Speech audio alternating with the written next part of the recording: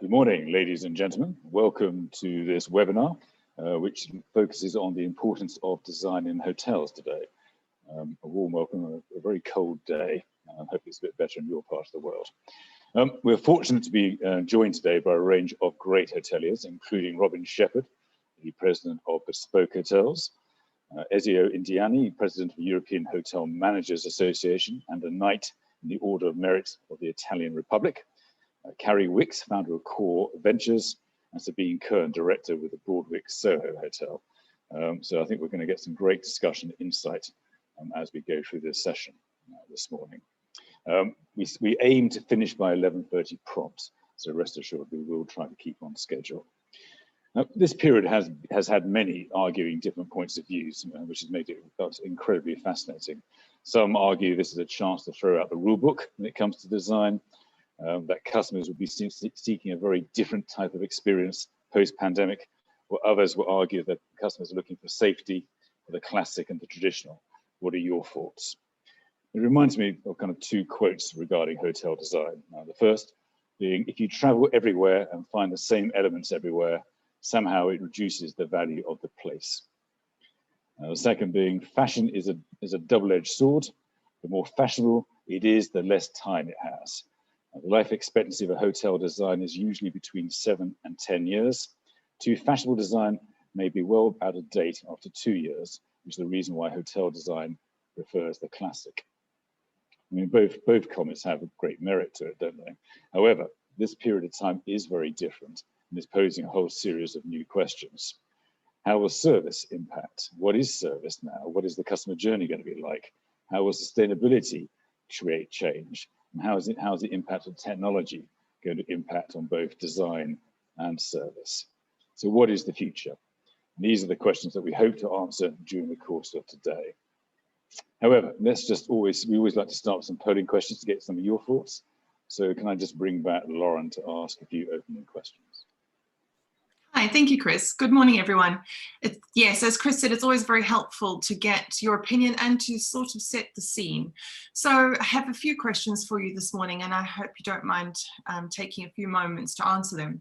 The first one is, do you think that hotel design is of more importance to engage customers post-pandemic than it will have been pre-pandemic? Okay, well.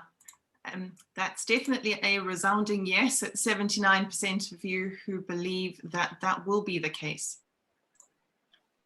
Second question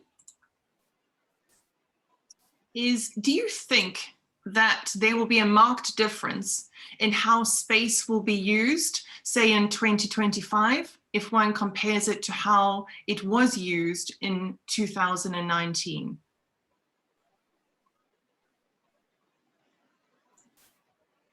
Well, that's wonderful. 97% of you totally agree that that will be the case. The third question is, many hotel groups are said to be data rich, but insight poor. Now, do you think that we have enough insight into what the customer is thinking or the customer journey?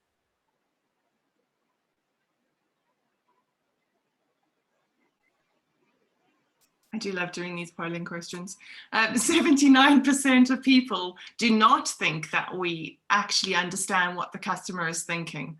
Very interesting indeed. And final question is, again, do you think that the reimagination of hotel spaces into co-working spaces is a trend that is going to be here to stay?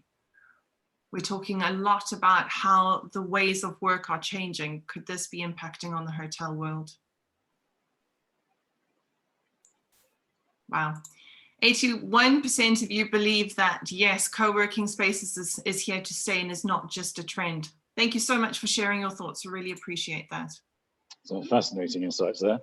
To me, it's really interesting about the customer insight piece, because that's coming out more and more at the moment.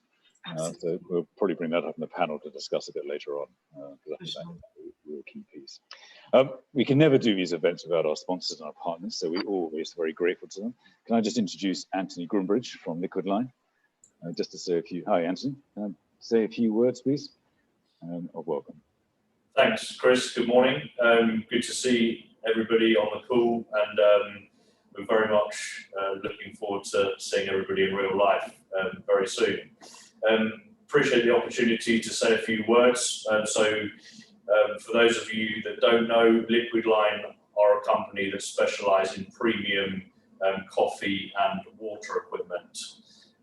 I have a particular interest, fascination in this whole hotel design topic today, because we've had discussions with a number of our clients over the last couple of months. And I'm very interested in the poll statistics, and they, in actual fact, they delight me greatly, because the two that struck me the most was A, that space is going to change, a resounding 90-odd%, and the other one, which is of even more interest, is that co-working space is not a trend in the late 80s. So again, something that makes me happy, because that's clearly where we've been having the discussions with a number of hotel chains in recent weeks and months around how we can help recreate some of this space and make it really meaningful, particularly from a co-working aspect. But we have a number of innovations. So, for example, we had a number of touchless innovations prior to COVID, but they've kind of grown arms and legs as a result of the pandemic, and some of our innovations have indeed even fast-tracked quite significantly as a result of COVID as well. So we have a number of touchless coffee machines within our range now, and including hot taps as well, so that the guest is able to order and produce a drink without actually touching the coffee machines or the taps, and get themselves a cup of coffee or indeed a glass of water. So this kind of in a buffet environment clearly is going to be key as we move forward into what the new normal, not a phrase I particularly like using, but there we go. And in addition to that, how we've seen inquiries really kind of have an uplift as regards premium coffee offering in the room. So again, I think that's an interesting conversation there. So just the basic coffee offering that we've been used to, I think is going to change. So again, we have a number of solutions that we've been working on with that in mind specifically.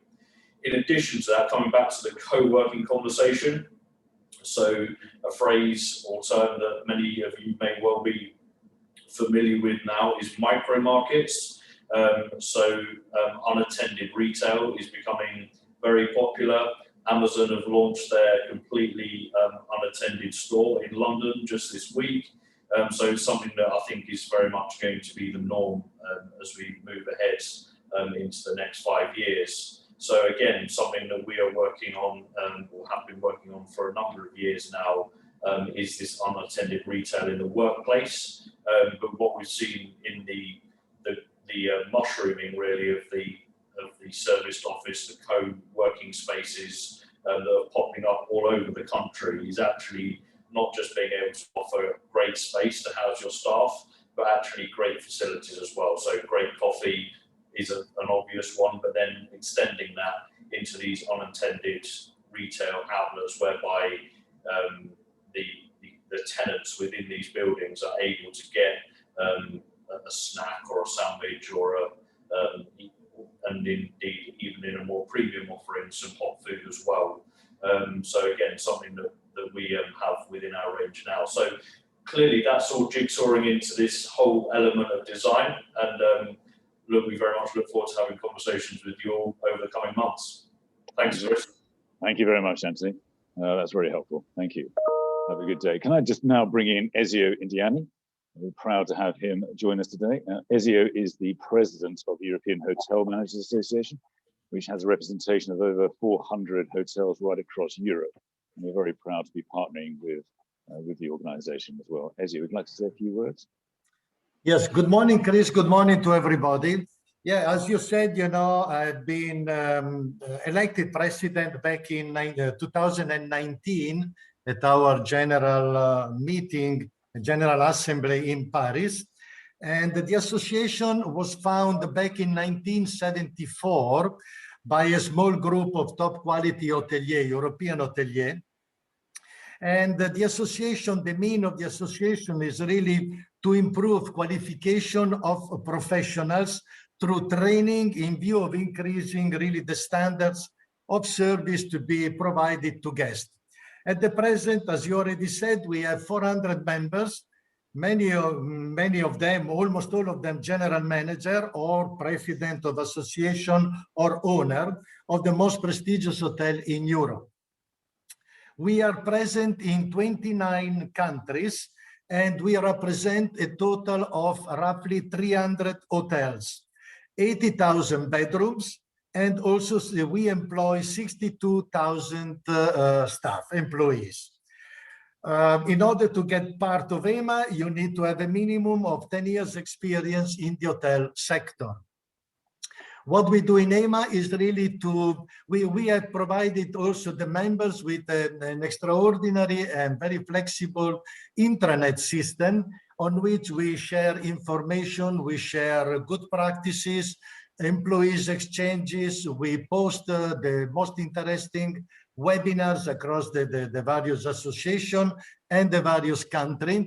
We have a very strong link with OTREC in order to share all, again, information of the trade. And we share also many of the interviews that our general manager give around the world, and also those interesting and important interviews of personality that talk about the leisure business, the hotel business, or the hospitality in general. So basically, this is EHMA, and that's about it. Well, it's great to have you here today, and have a lot of members join us as well today, Ezio. So thank you very much for joining us. Thank you. And I look forward to joining the panel. Lauren, may I introduce Lauren? Lauren's going to host an interview with Robin Sheppard, which I think will be fascinating. So Lauren, over to you. Thank you, Chris. Absolutely. It is my pleasure to introduce Robin Sheppard to this morning's webinar. Robin is currently the president of Bespoke Hotels, as Chris mentioned, but he co-founded Bespoke Hotels in 2000 with Hayton Fenton. And Bespoke and with other properties, they currently hold 480 million, I'm sure in excess of 480 million pounds worth of properties under their direct management. Now, Robin trained as a traditional hotelier, but he's always had his eye on innovation and on technology. And he started his career in the world of hotelier at a very early age of 27, when he was the general manager of the Bodygallon Hall in Wales, and I know moved on to a variety of other iconic properties like the Ligon Arms and Bath Spa, amongst many others. Now, I'm delighted to have Robin here. I know we've sat on a few panels and had a variety of discussions previously, and I'm always fascinated by his innovative approach. Through all that, Bespoke Hotels have won a lot of awards over the years, and some of them include the RAC Hotel of the Year Award, Caterer, and the Hotel Keeper Hotel of the Year Award. And you also were named in 2017 and the top 25 most influential and inspirational hoteliers, no pressure, as part of the Hotel Designs Brit list. So that is quite a CV, and Robin, always such a pleasure and a privilege to have you on these discussions. So welcome. Thank you, Lauren. It's lovely to be with you. Thank you. Now, as I said, you're famed for being one of the most innovative hoteliers of all time, and I'm always fascinated by how you think. We, if memory serves, I know that you were one of the first hoteliers to actually put a water menu with your wine menu, and it was something that still causes a bit of a stir today. And I wondered if you could share with us all sort of how you think about hotels, because it is something that does fascinate. I guess I've always found hotels a series of layers, and you have to get each component right in order to get the total effect to gel and perform correctly. And if you don't achieve that. It only takes one layer to color or prejudice the rest. And so it's a fine balancing act. So most hoteliers are concentrating on how to get the blend between anticipative service, outstanding food, due care and empathy with the guest, but at the same time make money, make the customer feel as though they're getting value for money, and keep the money men happy. So it's a fascinating set of skills, and certainly something I've enjoyed over a long career now. You list all those things I've done. It's sweet of you, but it doesn't half remind me I'm getting old these days. So. And tons of experience of what not to do, I suppose. And I guess if I have a piece of advice for anybody as they're setting up on their career path, is make a note of the things that you didn't think your then boss did very well, to make sure you don't fall into that same mistake when you have that opportunity to make similar decisions. So there we are. I'm sure people are making copious notes as we speak, considering where we find ourselves. Difficult times. Now across the world, and like Chris mentioned, we have got some wonderful international hoteliers on this webinar, but we've all experienced the same heartache and chaos that the pandemic has brought to us. And it's put a lot of pressure on our industry. Some will argue some of that pressure is good, and I appreciate a lot of it has been bad. But hotels are, and we know we're opening up in different places on different stages across the world, but hotels are going to potentially have to work a lot harder to rebuild the trust with the consumer. And I wondered, we saw from the poll that a lot on this call do not think that we actually have enough insight into the customer. Do you think that we know what the customer wants, or that we have enough insight into the customer journey? Well, sadly, in the early 2000s, Booking.com came along and took away our ability to be retailers. We've been wholesalers for the last 15 years. So we don't have a direct contact with a huge number of our guests because they've come through an OTA. Yeah. And the customer feels uncomfortable having to re-register all their details at check-in point, saying, well, you've already got this stuff. I said, well, no, we haven't, because Booking.com have encrypted it. So there's a whole argument there about maintaining a relationship. I just remember my parents going on holidays to places like Switzerland years ago, and each year they get a postcard from the family who owned the hotel to say, we're missing you, please come back.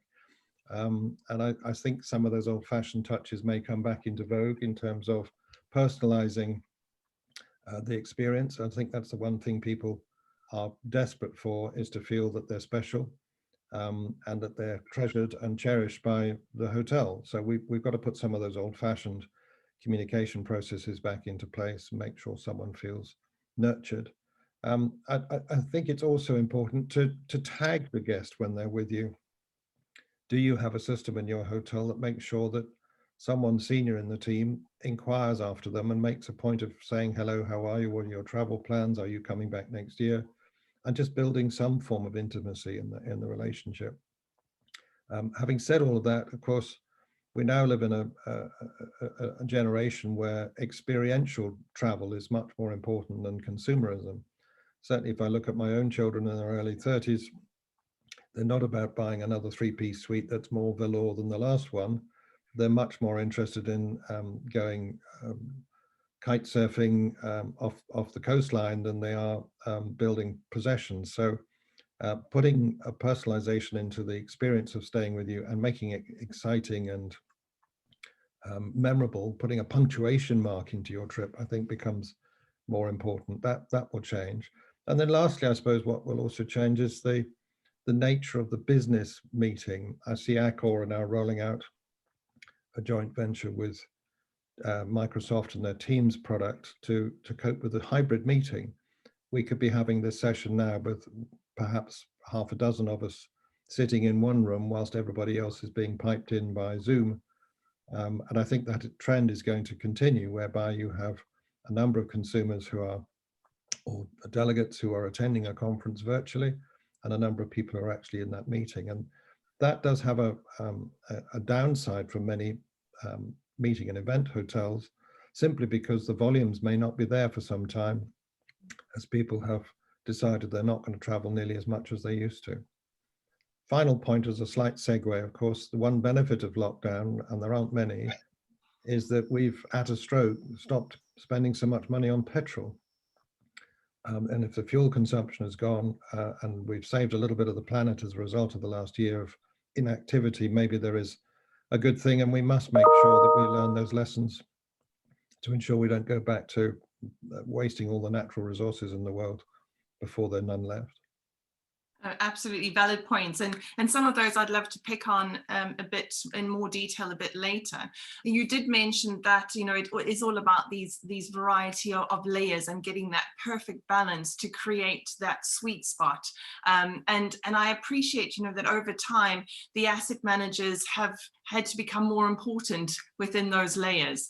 And I wonder if it is sometimes that the property is more important than the customer, and that balance gets lost.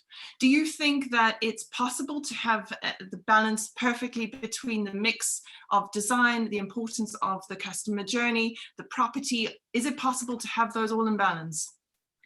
I think it is, but invariably that is dependent on the personality of a totemic leader, a character like Robin Hudson, who defines and issues at the same time that espouses the values of his brand, lives it, breathes it, and is passionate about it, and therefore the whole lineage in his team behind him buy into that. And of course, you can see differences in businesses that he, as an example, has run in the past and then exited, and how different those businesses are since that departure. So a lot of it is personality driven.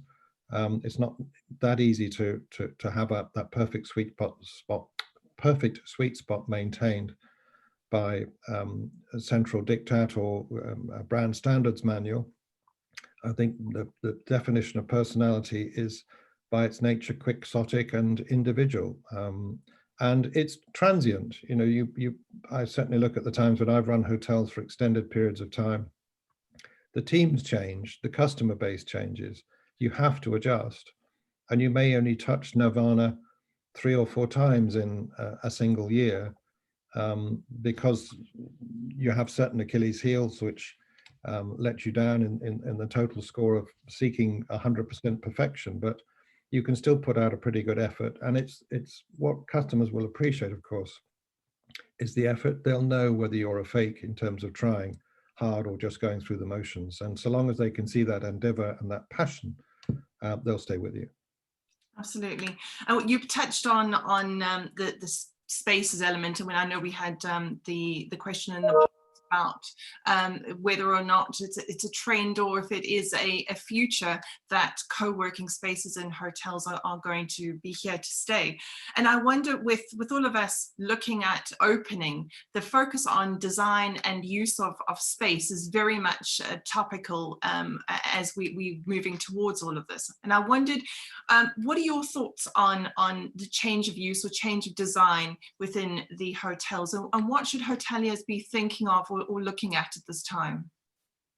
Well, I think it's there's a movement already taking place in terms of the polarization of the business. At one point we thought it was mid-market, deluxe and budget, and now of course you've got super budget. You've got windowless rooms at 10 square meters or 11 square meters, and that's a thing, and it's here to stay. The definition of what qualifies as a super deluxe property is perhaps different in terms of the emphasis on technology and other points which enable you to manage your room remotely by voice command for closing the curtains and so on, which would have been unthinkable 10 years ago, but of course it's here and now. Where I see the main difference is the meetings and event side of the business, in that I think as we come out of the torpor of lockdown, the leisure side of the business is probably going to bounce back that much more quickly, and there will be a lag, particularly for properties who are city centre or meetings and events centric. And I'm nervous because we have some of them in our portfolio about the ability for central London, central Birmingham, central Manchester, etc., to recover without some considerable adjustment or a huge amount of good luck.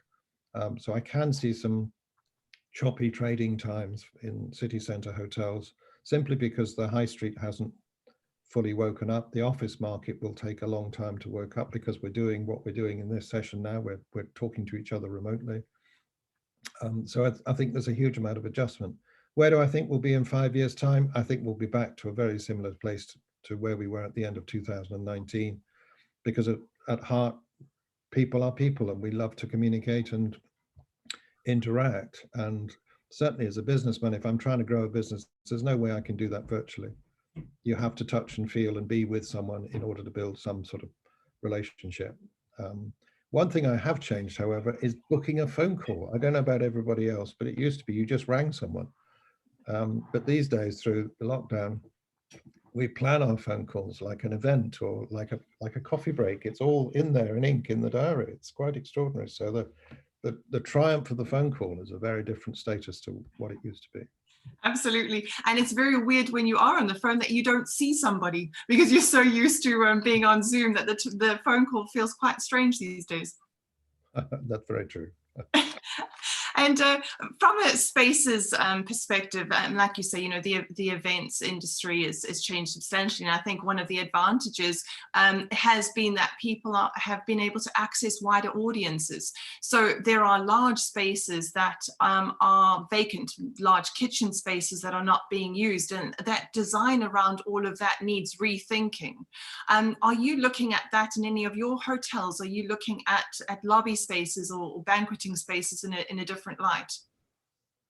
Yes, we're looking at back of house in terms of dark kitchens and providing home delivery and takeaway services. I think those will stay. Whether they'll stay as popular as they currently are, I'm not sure, but I certainly think what the Chinese restaurant taught us 40 years ago will be here to stay for fine dining and brasserie environments where you can eat in, or you can order a home delivery or go click and collect. So I think that back of house provision is fundamentally shifted.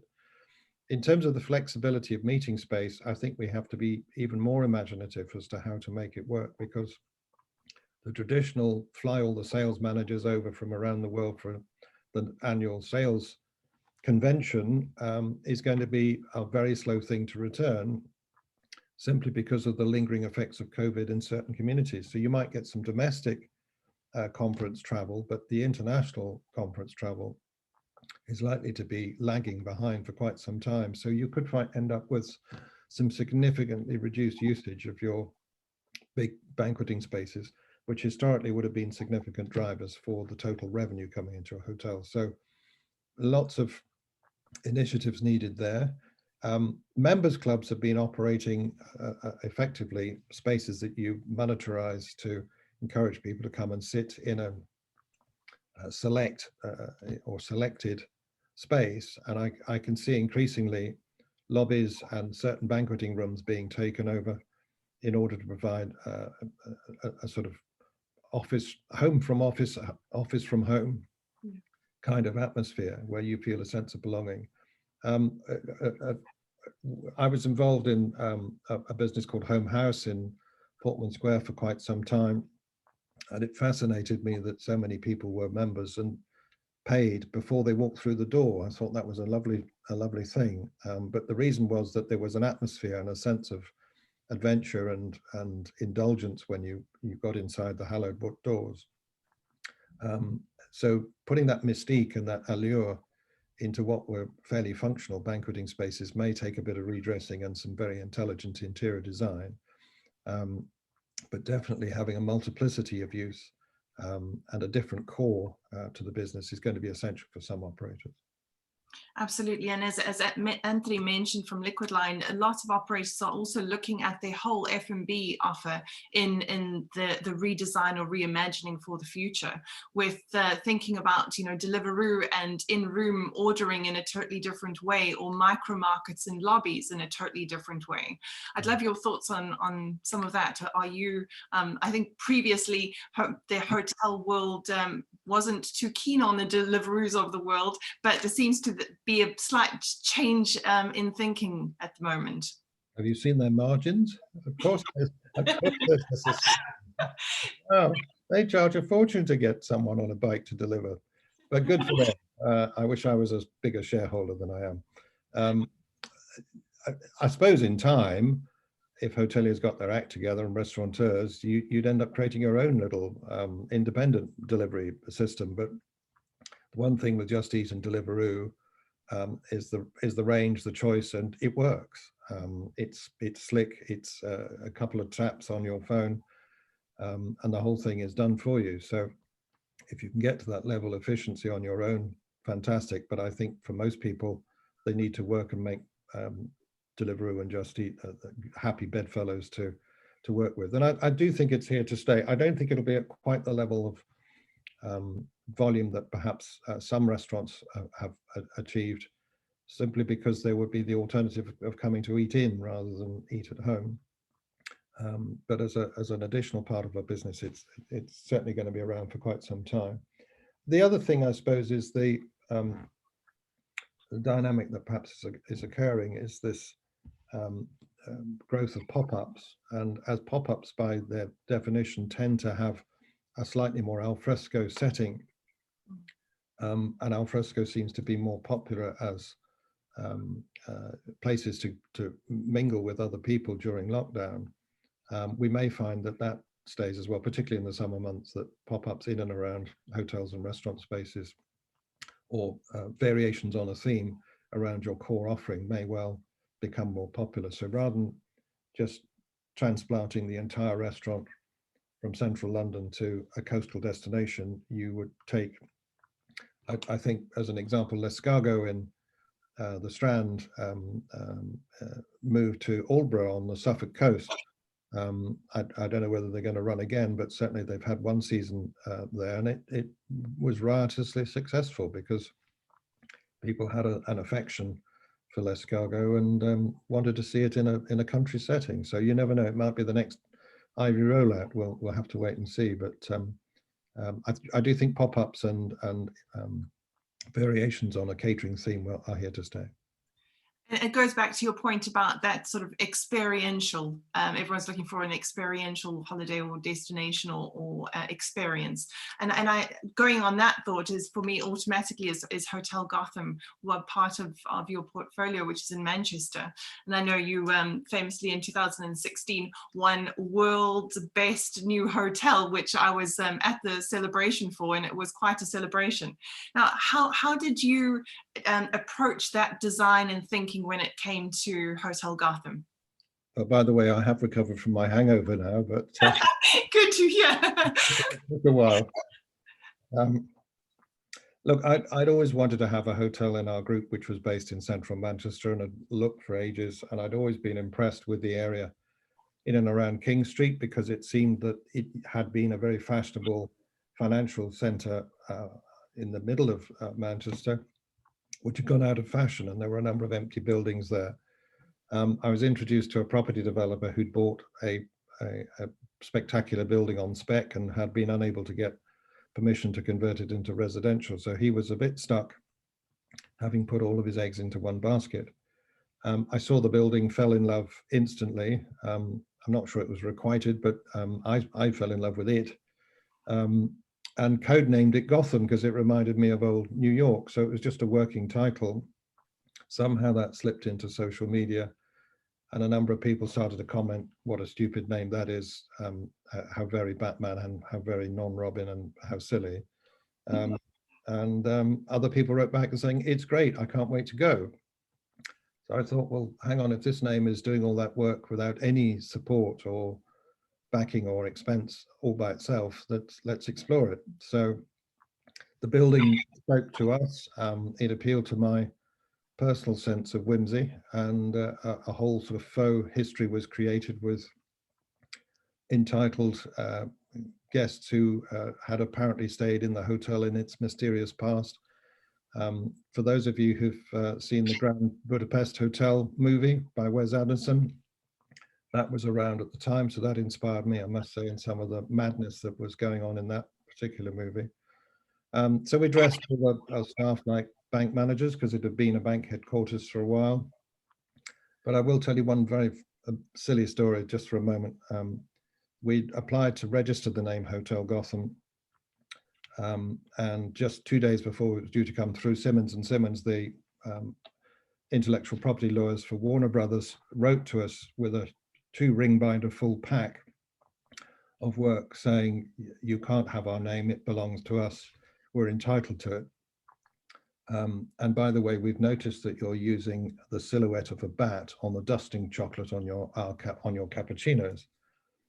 And so I thought, well, how do I answer this? Shall I tell them that it's all about a goat ham village in Nottingham from the 17th century, and that's where the provenance lies? So I decided to ignore that completely, and I wrote back and said, you're quite right, we shall desist immediately from using the picture of a bat. It's very foolish of us, quite naive. If we've caused any offense, please forgive us, but you'll appreciate that my Christian name is Robin, so I'm going to take the bats off and put my own name on the coffees, unless you're going to tell me you own my own name too. Of course, that made them furious, but we got away with it. We registered the name, we still have it, and thankfully the Manchester public took the property to their heart. It's just a fine line, I have to say, against myself, between over-theming and under-theming. There is a sense of escapism deliberately. There's a sense of excitement and rarity. We've deliberately made the bar inaccessible to the general public, so you have to be a resident or a member in order to have a drink there. We do have some spectacular views of 3 icons in Manchester, Manchester City's football club, Old Trafford, Manchester United's football club, and Strangeways Prison. So you've got all choices covered, really. But it's been very kind to us, I must admit. And on the back of that, we've been very fortunate to do another property in the same city called Brooklyn, which opened during Storm Dennis a year ago, and in the last year has only been open for 5 weeks. So we're really looking forward to opening that one again in a few months' time. And as you say, the Manchester public embraced you, and it's very much around, we've been stuck indoors, so local communities and localism is something that has really been close to our hearts. It's all we've had access to. And I wonder, as hoteliers look to opening, is there an opportunity for them to embrace local communities and create experiences for their guests that reestablish that trust, that access to sort of culture and tradition that will help create that experiential travel that we're all looking for? Well, I guess if you employ the daughter of the local butcher as a trainee receptionist fresh out of school, and you're nice to her, and she reports back well, your local butcher may come back in and spend some money on a birthday party or some other event. So to ignore the locale is naive, in my opinion. And yes, all groups put in diktats about central purchasing and how everything must be controlled according to a purchasing manual, and to a large extent that should be as close to 100% as possible. But to ignore the old spot Gloucester sausage when you're in Cheltenham, or a particular form of oyster when you're in East Suffolk or on the coast around Colchester with West Mersey, I think would be foolish. You should have cider puddings when you're in the West Country. So weave an intricate pattern to make sure that the locals embrace you and see you as somewhere accessible. Where I've always found some hotels difficult is that they only cater for a very high net worth audience which comes from far away and don't engage with the locale and get resented. So the taxi driver is talked down to, partly by the guest, but also by the concierge. Those sorts of things have to stop. We don't live in that tiered society anymore. And I do feel strongly that hotels must do everything they can to engage with the locality and the local people. Absolutely appreciated. And Robin, while we're looking at design and hoteliers are thinking about the future, something that I know is close to your heart and we've spoken quite a lot about is sort of accessibility and what we term in the UK the purple pound. There are lots of wonderful, potentially less mobile or older generation travelers who have had their vaccines. They have been stuck indoors like the rest of us and desperate to get out. As we work to the way out, do you think that there's an opportunity for hoteliers to think about this part slightly differently than they have potentially in the past?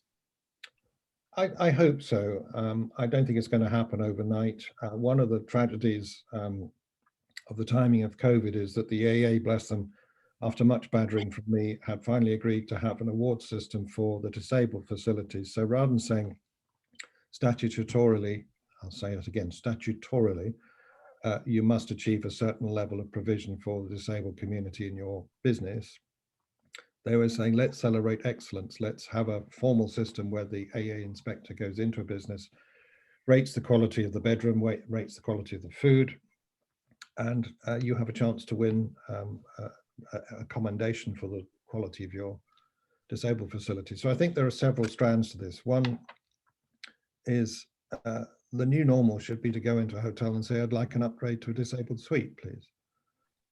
I'd like a receptionist never to apologize for allocating a disabled room because it's every bit as good or even better than an able-bodied room. And it can be done very cost effectively with a little bit of intellect and a little bit of care. If you think about the lot of us reasonably able-bodied people and the restrictions we've had imposed on our lives, imagine having that throughout your life. So whether that is because you're wheelchair bound or have sight impairment or whatever the malaise is, considering for those people to make it easier to travel, what they need is reassurance and certainty. If I'm in a wheelchair when I get there, will there be steps I can't negotiate? Can I get to the loo nice and easily? Is there somewhere for my carer to be in a room adjacent to where I will be staying? All those sorts of questions. And we're pretty coy about communicating this to the point of abruptness and indifference.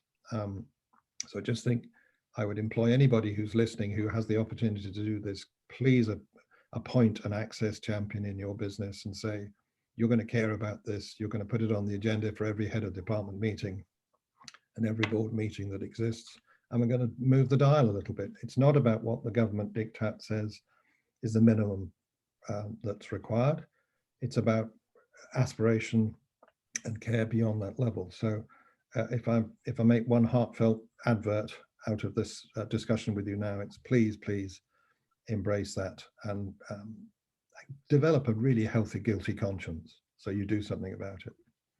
Absolutely fair, and I'm very aware we've got a few more moments, but I'm as a final thought, I'd love to hear your thoughts on sort of what the hotel of the future. Now, we've seen some very interesting things come out about hotel rooms being changed to include gyms, or some very scary things come out to the Far East, which looks like sleeping in a coffin in a filing cabinet.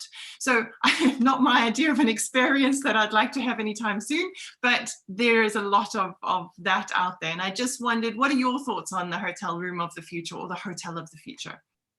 Well, who would have thought 10 years ago that we'd be paying a premium to stay in a treehouse? Who would be thinking that a shepherd's hut would be an ideal way to spend a weekend? But railway carriages, oast houses, old lifeboats, there are a myriad of new ways of experience sleep in a stimulating and exciting environment. That will continue. And I see a further polarization of the new and the boutique and the exceptional, which is delightfully observed and wittily detailed.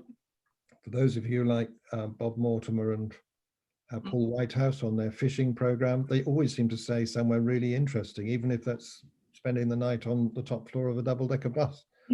I think more of that will come. But at the same time, I do see the rise of the super budget bedroom, where the return on the capital investment is dictating the need to have many more bedrooms in a historically 20 to 24 square meters would be a typical room size. If you can get twice the number of rooms into that same space, that's going to grow. So products like the Hub by Premier Inn, Z Hotels, Zedwell Hotels, and so on, they're all here to stay. And if I got one final prediction, I suppose it's the rise of the monocoque bedroom, which is prefabricated and delivered and dropped in by crane. I think that will continue to be increasingly popular. And mobile hotels. So for Glastonbury, I know we have glamping at the moment, but I can see the shipping containers being delivered and having 100 containers to accommodate people that just don't want to share their toilets with everybody else at a festival.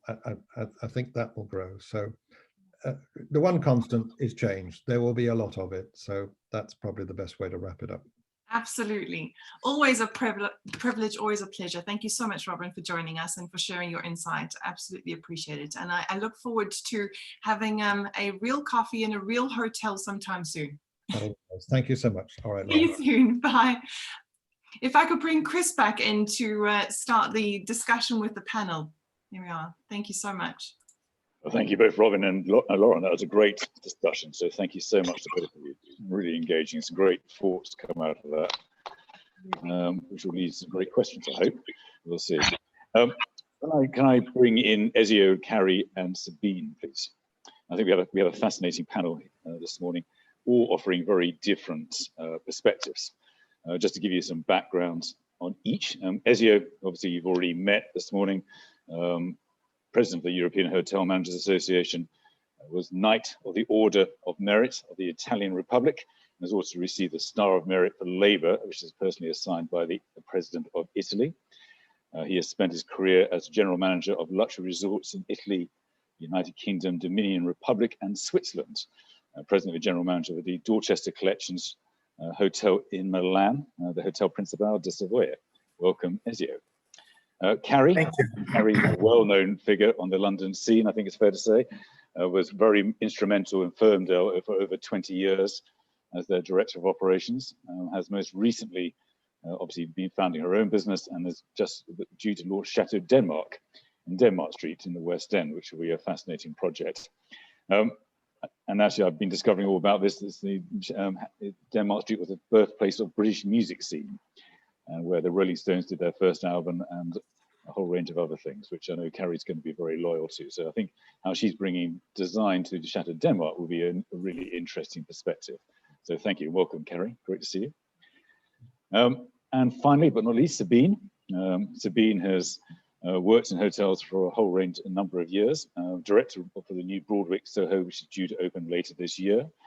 She was previously with Edition Hotels, which was a unique partnership between Ian Schrager and Bill Marriott to create modern luxury. And again, I'll be interested to see her perspective of where hotels are going to be going as well. Pre that, she was at the Hempel, the St. James's Hotel and Club, and Raffles Hotels. So again, a fascinating perspective and different thoughts I'm sure that will come. Let's open with the question that I think one of the really interesting things is the customer and how the customer expectations may well change as we come out of this period. Carrie, can I start with you on that one? Absolutely. How do you think the customer journey is going to change post-pandemic? Or is it going to change? Yes, it will. I think initially it will, absolutely. I think the issue, of course, is that the fear factor. We are all very nervous about stepping out. I mean, as it is now, I think, we are avoiding people on the street. We kind of do this awful shuffle to one side, which you find ourselves automatically doing, which is just becoming sort of part of our life now. So I think that, again, coming back to when we reopen and reemerge, we will have that issue. We will have that fear of contact, of actual physical contact with people, a contact with anything from knobs on the lifts and walking into an area. That I think that would be our biggest problem. So I think that they will have to make sure that technology is there for us. So it's sort of the app situation, the keyless entry to wherever you are staying, your interaction, checking in systems, that kind of thing has got to be, if you want it to be that way. And again, it's a guest choice. I think we have to make sure that they have that choice. They call the shots here, that if they want it to be like that, then they have to be given that.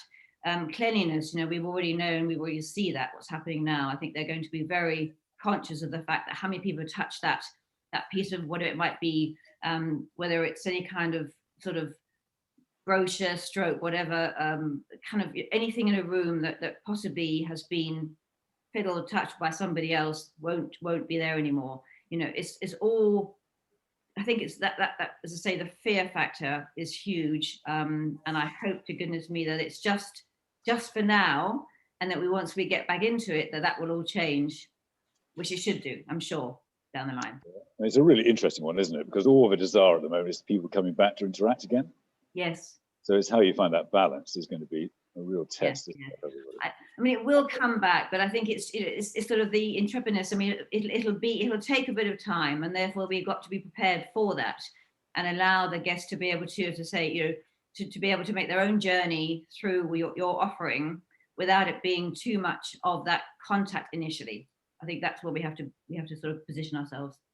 For both of you, obviously about to open hotels, it must be remarkably difficult, Sabine, isn't it, to plan this ahead in some ways?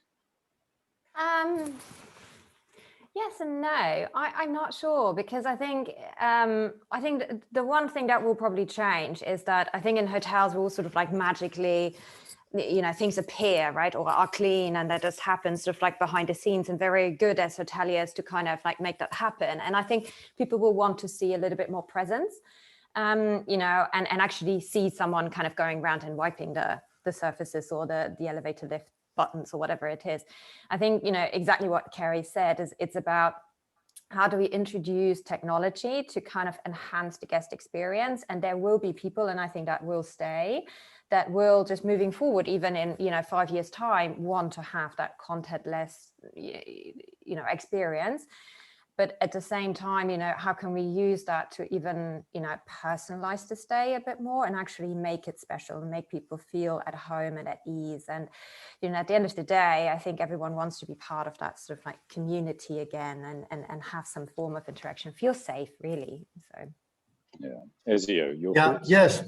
Well, of course, the guest need and expectation are all different. So they expected the business to have adapted to their new normal and etiquette that we have in place now. Social distancing, consideration of personal space, hygiene, cleanliness, sanification will need to be demonstrated throughout their interaction with the hotel services, for sure. This will be quite evident. Travelers will need to feel safe and reassured that, that they can travel in full safety. In Dorchester Collection, we are quite fortunate to have an owner that have allowed us to retain all our people. So the guests that left the hotel prior, when the pandemic started, once they will be back, they will find the same faces that they left before. So this will help us enormously. The objective is really to create a special and emotional moment, to create a unique and engaging experience. That's what we want our guests to feel, really.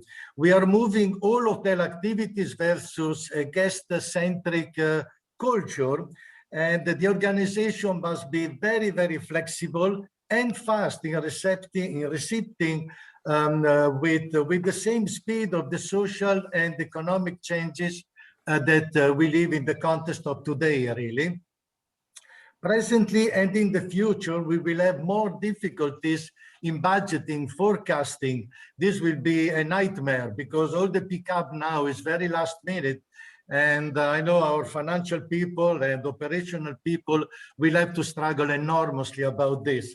But again, we see also in not only the individual booking at the last minute, but also the MICE booking, so incentive meetings, conferences, that really from 2 years lead or 1 year leads, they're down now sometime at 1 month, 2 months lead, sometime 15 days lead. So this puts a lot of pressure on the operation, but yet we have to be ready to face this type of new demand and be able to cope with it, that's for sure.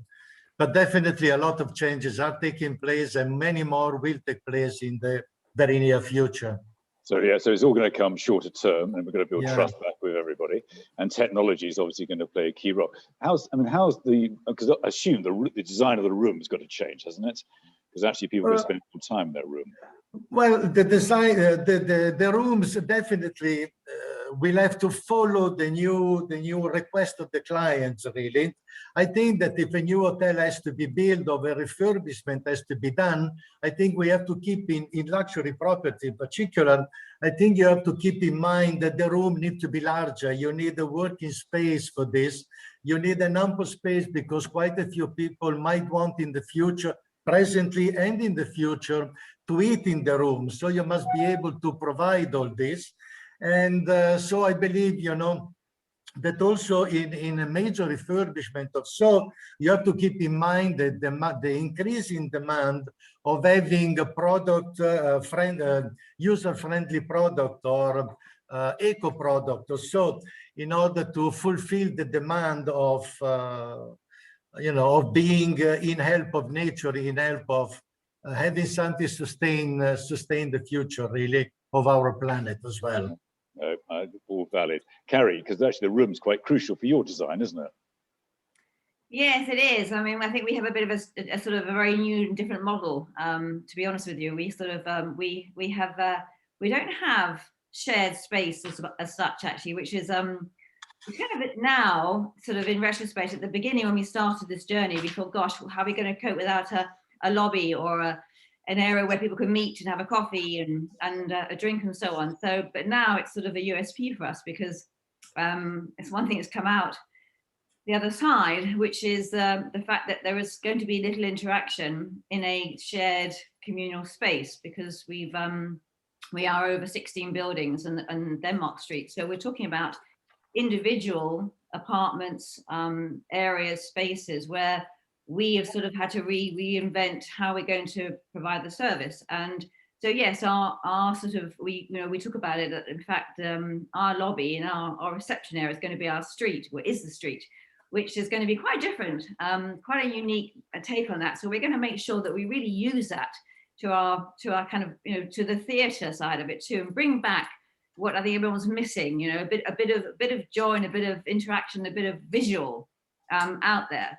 So we're really pushing on that. And in fact, in terms of the rooms themselves, yes, we've had to relook at how we're going to do that. We're sort of kitchenettes and using the space. And bear in mind, a lot of these spaces we're working with are listed buildings. So we've got quite a lot of interesting sort of shapes and sizes, and they're not the same at all to deal with. But we're making it work. But I think from going back to, you know, it's really about, we feel about the sort of the service element, you know, how we are going to provide that area. And we've taken this whole attitude that actually our people would be, you know, the interaction, once again, you know, traditionally you would see 4 or 5 people a day interacting with you. You've got the doorman, you've got your porters, you've got your receptionists, you've got your all. But now we're going to combine and we're going to multi-skill and multitask our team. So in other words, they will do everything. So they become your sort of the people that you will relate to and react with and interact with throughout your whole stay. And there will probably be only 2 of those people, because obviously depending on the length of stay, that will be there for you 24 hours a day. So I think for us, we know we're using the space differently, but we're also using the team differently too. And you also spent a lot of time on uniform design, haven't you? Outfits. Sorry, I apologise. Absolutely. Outfits. Yes. I've actually got a sample just arrived yesterday. Another one. Yes. No. We are going to make sure that you won't miss us when we're out there and are on the street, which is actually very exciting. We've created something with a team, you know, company with, well, we can talk about that later. But yes. So we are a collaboration with a very good design kind of uniform company, but we're calling ours Outfit. So yes, we are going to be quite exciting, quite different. There's no doubt about that. I look forward to seeing that. Sabine, your thoughts on this issue?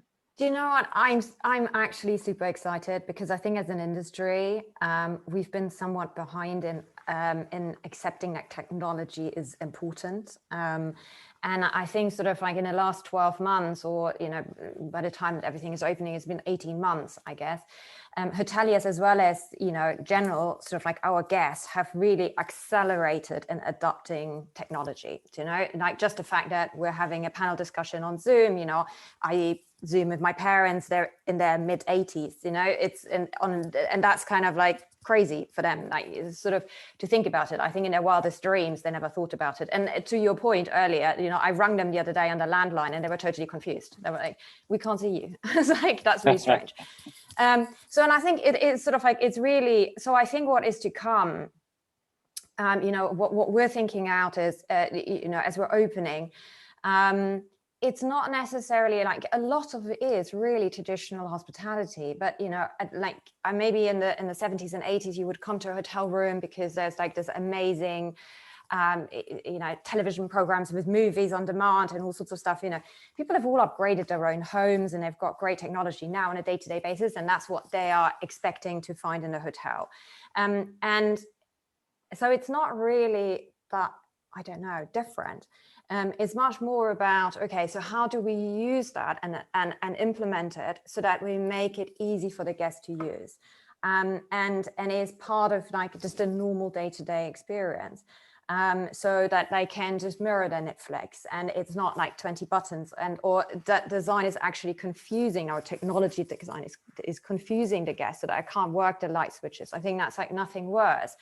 Or that, you know, your locks won't work if the Wi-Fi is down for whatever reason, you know. It's sort of like, it's just really simple things that we can, we will, you know, I guess guests are expecting, but that we need to make sure that we're providing as well, without overcomplicating it. Isn't that, going back to those polls at the beginning, the fact that 79% believe that we don't have enough insight into customers, isn't that a concern?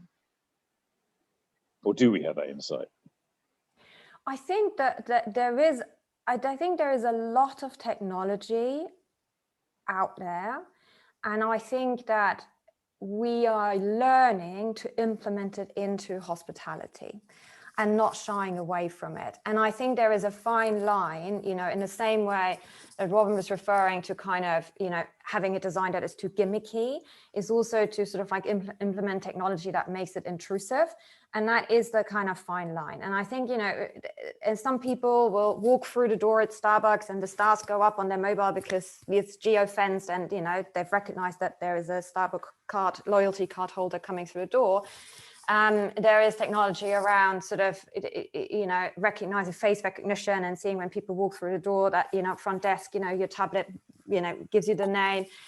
I think at the end of the day, it comes down to sort of like, what's the culture of the hotel and the employees, and how we're translating that so that it doesn't feel intrusive or gimmicky. So when it needs to feel natural, that as Carrie said, you know, I think a lot of the functions will be multifunctional. So you'll have traditional hosts again, rather than this is your front office receptionist and your concierge and stuff. And those sort of like silos no longer exist. And I think everything will be a little bit more open. So it feels naturally. So you're coming into more of a family environment. And I think that's the beauty of our boutique hotels, that we have that opportunity, and even make a 500 bedroom hotel feel like that if you wanted to. And introduce yourself. All of you, in different ways, are basically saying we're putting on a show and we're going to build trust with the customer. Does it really matter if we don't have the customer insight? Well, I believe so.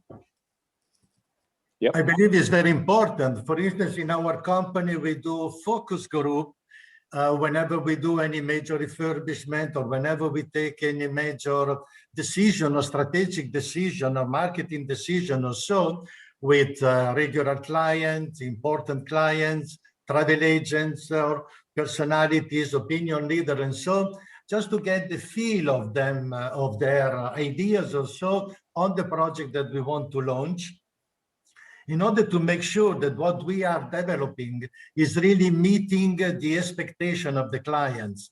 Those is extraordinary, it's extremely important. And also going back on the technology, what we do, maybe in 5-star, we don't want we want the most advanced technology, and yet we don't want it to be so put in the face, really, so not to appear so evident, let's say. Everything has to function properly. Everything has to be the most incredible product in order to provide this type of service, but it has to be some kind of hidden, and it has to be very easy to use. Because if it is complicated, then nobody will use it, and you will only create a problem. Obviously, you will have big screen. Another part of technology which we at the Dorchester, we don't use, but definitely many colleagues in EHMA do use it, is the introduction of the QR menus, QR, presentation, QR selling of products or so. This, I believe, is something completely new, if we want, in our world, but I believe this is there to stay in the future as well, because there is obviously certain advantages of this. Less printing, you can change the menu every day if you wish. So And I think the future will go in that direction too. I think sorry, Carrie. Yeah, go on. Sorry, Carrie, after you. Go on. Sorry, I just think also that, you know, you talk about the insight of the customer, but I think also, you know, quite frankly, coming out of this, our customers and guests want to have something, you know, they want to almost be sort of almost wowed again. And the element of, you know, actually let's give them something that they haven't thought of, that we haven't had all these sort of, you know, what do you want coming out of this, and therefore we've actually giving them sort of the, you know, they're kind of the footprint of what they're thinking of, rather than what we want to do is actually bring them back to hospitality. I mean, that's what we do. You know, we're about service and people, and giving you that experience and taking you out of your senses, and actually giving you that unexpected luxury, which I think is really important. And however you define that as an individual is entirely up to you. But I think, you know, for me, let's not just try and sort of almost, you know, copy and paste what everybody wants, because you're getting there, and then you're feeling, well, actually, you know, I might as well stay at home because this is what I try to create myself. Yeah, that's behind my question. In some ways, this is the ideal time for you to open. Yeah. People want something. Oh yeah. Yeah, and it's not necessarily about, you know, I'm sending you a pillow menu and, you know, you decide what you want to do. Like, I think that's sort of like almost behind us. It's much more about, you know, there's so much more technology out there that we can use, that we can learn about our clients, and, you know, and it's not necessarily about stalking them on Instagram, but do you know, like, there's so much artificial intelligence that frankly we could make use of, and we haven't in the past. And it's not necessarily about filling out a survey and having a loyalty scheme and there's all of your preferences. You know, of course that helps, especially when you've got large operations, and it's nice that the guest expects that the room is feather-free, they don't have to repeat it every time, or that they're gluten-free or whatever it is. But it's much more sort of like, and it's actually kind of asking the question when the guest is there, and you know, Robin sort of like talked a little bit about that, and it's sort of like that really invite them back into your home. This is what we do. You know, we're hosting guests, you know, we look after them. We want them to make them feel that they belong somewhere, and that our team wants to belong there. And we just have normal human interaction, and, you know, and you have to read the guest how much they want. And then, yes, use technology, pop it on their profile, but only because I've had one gin and tonic doesn't mean that that's what I'll have for the entire time, you know. It's just a sort of like, it's really, really engaging with a guest rather than just assuming. I suppose there's two questions that leads on to, isn't it? Yeah. Because all of you are talking about service being more important again. So the question, I suppose, is how does design and brand work? How do you use design to position yourself as a brand? I think that's one question. I suppose the other question on it is, how do you see service evolving for the hotel 2022? But I believe the service, well, the mean of our industry, the mean of our job has always been that of providing service to the clients. Obviously, we want to do this in a better way using the technology that we have available. But again, I believe every hotel should really go back to have the client at the center of all of our activities. Because again, you can use a lot of technology to perform better, but you can't take away the personal contact with the guest, because it's only by the personal contact that you get to know the guest, you get to know what he likes and what he doesn't like, what he expects to find, and then you'll be able to surprise him. You should be able, with the technology of today, for many, many clients, even prior to the arrival, to get the information about the client, to know what he likes and what he doesn't like, or, you know, what he has done lately, so that the moment that he check-ins, you'll be able to surprise him, I don't know, with a picture in his bedroom, for instance, or many, many things that, you know, are very much dear to him. And so I think that having a centric approach towards the guest is something that has always been useful in the past, but more and more it will be crucial in the future. People don't want to be considered a number, a machine, or just someone checking in. It comes back to this personalization piece, which can go wrong as well, can't it? Oh, definitely, definitely. Every room is different. I mean, every guest is different. So you have to personalize the service for every single individual guest. If you really want to engage them, if you really want them to be, you know, to be surprised with what you do. And I believe in a luxury property, this is the name of the game. If you don't achieve this, you know, it's not enough to provide a clean room and, you know, a service right on time. You need to do more than this. So design, Carrie, is becoming about a mix between technology, service, and personalisation. Is that right? Well, yes. Yeah, I mean, I think that, you know, one doesn't live without the other. You know, design, brand, and service have to live together in harmony, and there's no two ways about it. It's all about that. It's what it actually brings the experience of what you're giving somebody. And, you know, without, that's it. You know, they are in, that's what they are. They're all part of the same thing. So you can't separate one or the other, quite frankly, in my mind.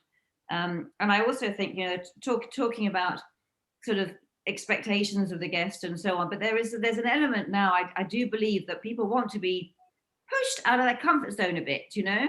They actually, I think it's important that, again, coming out of what we're coming out of for the last year, we want to be, we need that again, we need to be stimulated again.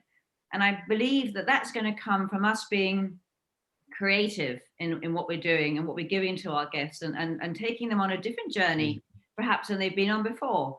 And sort of a different experience, but also not making it, you know, exactly what they want all the time and have all their preferences and all the rest of it, because that you can, it's overkill. I think that sometimes you get to a place and you think, well, again, you know, I've said it before, we want someone to actually walk into a place and go, wow, okay, well, how do I act in a place like this? How can I react in a place like this? How can I actually do something a bit different? You talked about earlier, I think Chris was saying about, you know, how the younger sort of generation are talking about experiences, which they are. And so, you know, give them that too, because it's not about your favorite magazine in the room or your favorite this or whatever. Actually, let's push their boundaries, everybody. Let's push all of us to be a bit more sort of introspective and actually, well, escape, I think, at the end of the day, escape from what we've been so used to, which has been pretty horrific at the end of the day. I think, you know, personalization can be almost like too formulated, if that makes sense. And then it doesn't feel, and I know it's an overused word as well, but authentic. And I think to your question was about sort of design and brand. And I think it really depends on, you know, how do you define yourself? And then whatever you do, it has to feel real.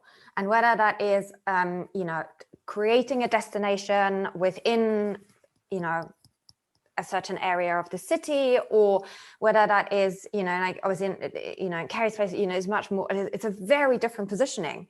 And it's not so much about the restaurants and bars. It's really about sort of like the rooms and how, what, you know, actually almost like ripping up the rule book and doing what you want to do, right? And also letting the team to do that and have their back, you know, and not formulate answers and behavior all the time, but actually giving them the confidence that they can be themselves and not leaving their personality on the door, and then they have to be someone else when they walk through it because we put them in a uniform, you know, and we have loads of standards. All of these standards should just enable them to kind of formulate a little bit and give them a framework, but it's really about being real and authentic.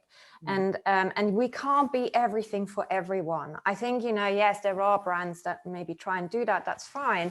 But I think, you know, our opportunity, especially in that luxury space or in that luxury lifestyle space, is to really sort of like say, like, it's okay. You know, we're not going to be everything for everyone.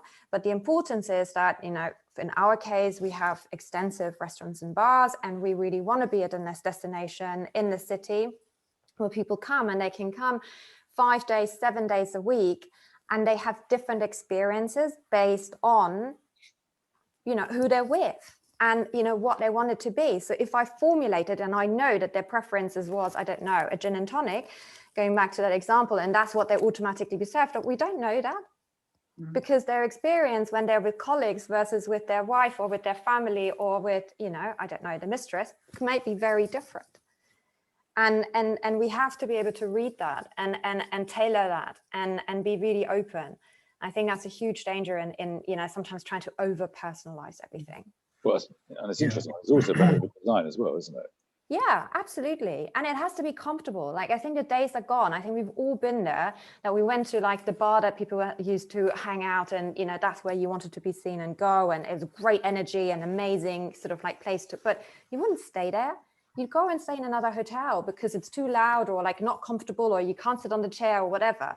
Those days are sort of like, you know, there will always be that sort of like hip places. But I think, you know, as a whole business, you know, we're looking at a place where you're really comfortable. You know, we can't have chairs that you can't sit on and they just look pretty. It's not.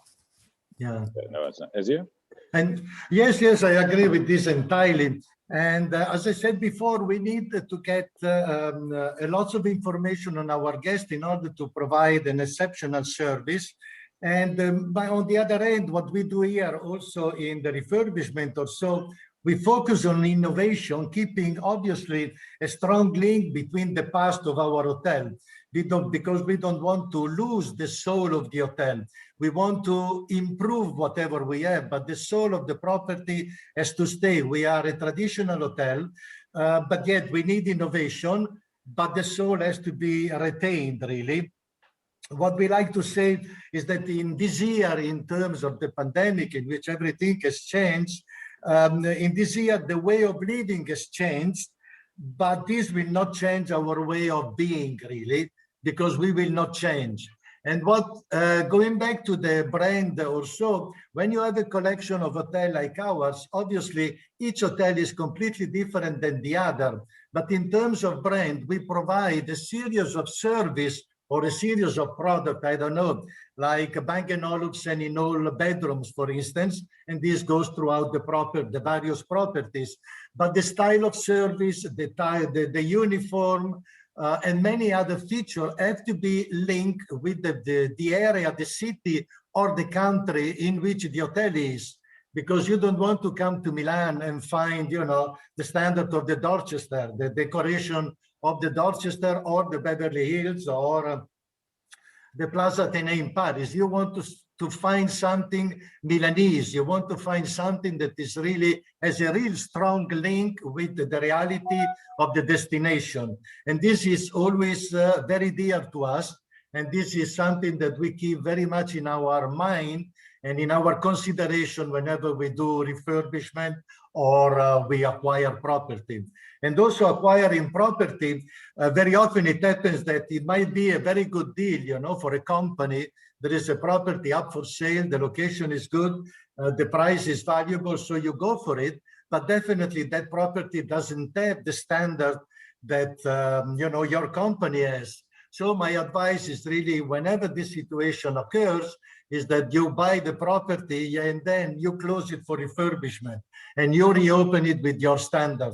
Because if you operate the property just because you could make a little bit of money, but it doesn't reflect the standards of the company, then on a long term, I think, you know, you are in for losing your match, you know, losing trust in the brand itself, really. Yeah. But I mean, that's an exciting point, isn't it? I mean, but all of you seem to agree, and Carrie, that actually the hotel needs to reflect the culture of your community, which actually is something that probably hasn't been spoken about enough over the last 10 years, but that's actually what all three of you are trying to do. Definitely, yeah. And the Carrie, that's the same for you, isn't it? If you go into the street and start to talk about music shops and yes, I mean, that's a major departure from even 3-4 years ago, isn't it? yes. Yeah, and I think that's really important. I think, you know, I've been going back to sort of talking about sort of positioning yourself in the market. I think it's important that what people do and you know what Enzo was saying just now is the fact that we've got to make sure that wherever you do pop up in the world, you should stay true to your location. It's really important that you respect the heritage, that you actually, you know, you work, as Robin said, you work with the local community. And we tend to do that. And I think, yes, that people did lose sight. They just ended up just sort of taking over a city or a town or a village and just putting their brand in and their blueprint of their brand, which I think is very disruptive. I think it's not right. And you know, you have to adapt to where you are. And we feel very strongly with what we're doing on the project we're doing at the moment is that for us was I mean, huge. There's a huge heritage, music heritage in that whole area. And how we not respect that, and you know, how foolish would we have been not to have doing what we're doing. And yes, we've got, you know, say the guitar shops there, they're all there, they're all going to be part of it. You'll walk through into your apartment and pass a music shop on your left-hand side. Hopefully, be in there and do what you do. And you've got graffiti on your walls. In all these, again, we're making sure that we've got the best speakers going into these rooms, so that there will be parties going on. That's for sure. But yeah, and respecting all that. Yeah. You've got graffiti on your wall. We have very famous graffiti in our Anarchy suite. Yeah, we have the Sex Pistols graffiti, which has been preserved there. Yeah. It creates that history, doesn't it? Which is actually great. We've also got the loo there as well. So, Sabine, your thoughts on this? I think whatever we can try and do, I think, what you want to do is I think people now coming out of being locked up indoors, they want a little bit of magic back, and they want to feel glamorous and dress up and stuff. And some people will go and stay in a budget hotel and live in a pod, and that's fine. And I think people, on the other hand, are a little bit more sort of open to paying a little bit more money to have a larger room and have a little bit more space. So I think that will all is that going to last? I don't know, because once, the tax breaks, finish, and then, maybe we'll feel the pinch a little bit more. But it's about, I think you come in and everything plays together, right? And you're transported into this beautiful escape, from the day to day that we have. And the beauty, I think, of hospitality is that we can surprise and delight every single day 100 times over, because as a person, as people, we can be surprised and delighted in very, very different ways over and over again, and it's up to us to make that happen. And everything starts with sort of the arrival, and you come in and you have the music and maybe a scent and the clinking glasses, and maybe there's someone cutting the ice, and you've got the design, and everything is that feast for all of your senses, right? And then we have to deliver that as well as people, and the people that we're employing, and for the right personality, and they engage and they bring it all to life, and our vision to life. And then back of house, we make it easy for them to do that, so that when they see the guest walks out and goes to the theater, we can just swipe a button and housekeeping knows that they can go and make up the room. And that all is all like one, these beautiful, it's like an orchestra, right? So we all kind of play together and make it sing. And it's not one formula that is right for everything. We have to kind of just put it all together, and all of the notes, and I guess then it would just be stunning. And I think generally so excited for our industry. We can make that happen. So Chris, yeah. if I can add, just in terms of the design, design for us has always been, has always played an incredibly big role in helping to deliver the customer journey. After all, a great guest journey is all about the experience, the arrival, the welcome, the recognition, the seamless transition from the reception up to the guest room, the exploration of the hotel facilities during their stay. A great design should facilitate that experience and not take over.